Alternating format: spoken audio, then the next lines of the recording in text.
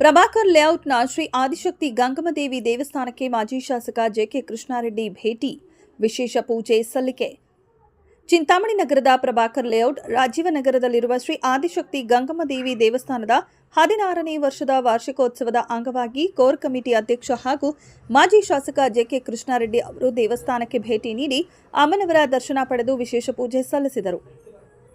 ದೇವಸ್ಥಾನಕ್ಕೆ ಭೇಟಿ ನೀಡಿ ವಿಶೇಷ ಪೂಜೆ ಸಲ್ಲಿಸಿದ ಬಳಿಕ ಮಾತನಾಡಿದ ಮಾಜಿ ಶಾಸಕ ಜೆಕೆ ಕೃಷ್ಣಾರೆಡ್ಡಿ ಅವರು ದೇವಸ್ಥಾನದ ಇತಿಹಾಸ ಮತ್ತು ವಾರ್ಷಿಕೋತ್ಸವದ ಕುರಿತು ಮಾಹಿತಿ ಹಂಚಿಕೊಂಡರು.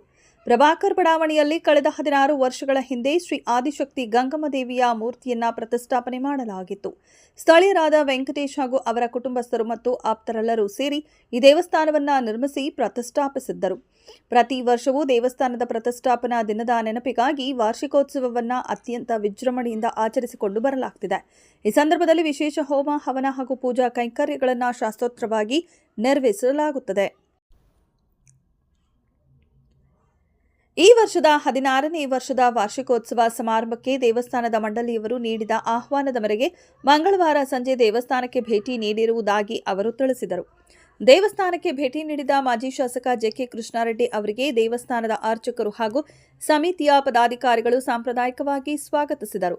ದರ್ಶನದ ನಂತರ ಅವರಿಗೆ ಶೇಷವಸ್ತ್ರ ಹೊದಿಸಿ ಬೃಹತ್ ಹೂವಿನ ಹಾರವನ್ನು ಹಾಕುವ ಮೂಲಕ ಆತ್ಮೀಯವಾಗಿ ಗೌರವಿಸಿ ಸನ್ಮಾನಿಸಲಾಯಿತು. ಈ ಸಂದರ್ಭದಲ್ಲಿ ಮಾಜಿ ನಗರಸಭಾ ಸದಸ್ಯರಾದ ಪ್ರಕಾಶ್, ಜೆಡಿಎಸ್ ಯುವ ಘಟಕ ತಾಲೂಕು ಅಧ್ಯಕ್ಷರಾದ ಚಲಪತಿ, ಶ್ರೀನಿವಾಸ ಗೌಡ, ಮಾಜಿ ಶಾಸಕ ಆಪ್ತ ಸಹಾಯಕರಾದ ವೇಣು ಹಾಗೂ ಸ್ಥಳೀಯ ಮುಖಂಡರು, ದೇವಸ್ಥಾನದ ಟ್ರಸ್ಟಿಗಳು ಹಾಗೂ ಅಪಾರ ಸಂಖ್ಯೆಯ ಭಕ್ತಾದಿಗಳು ಉಪಸ್ಥಿತರಿದ್ದು ಅಮ್ಮನವರ ಕೃಪೆಗೆ ಪಾತ್ರರಾದರು.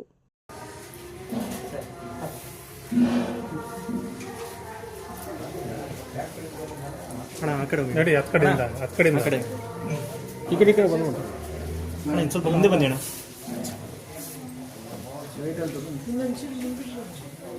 ಇಲ್ಲಿ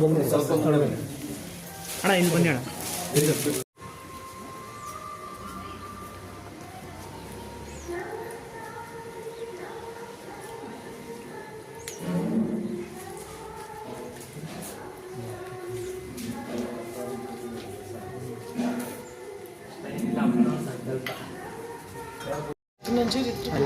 ದೇವಸ್ಥಾನ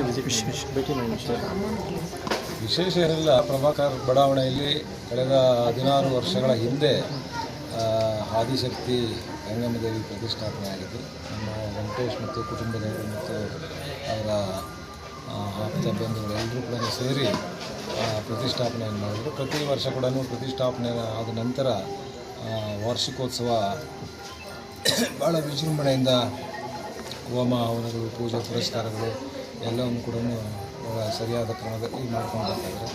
ಈ ವರ್ಷ ಕೂಡ 16ನೇ ವರ್ಷದ ವಾರ್ಷಿಕೋತ್ಸವ ಸಮಾರಂಭ. ಹಾಗಾಗಿ ನನಗೆ ಆಹ್ವಾನವನ್ನು ಕೊಟ್ಟಿದ್ದರು. ನಾನು ಮಂಗಳವಾರ ಬರ್ತೀನಿ ಅಂತ ಹೇಳಿದೆ. ಹಾಗಾಗಿ ಇಂದಿನ ಸಂಜೆ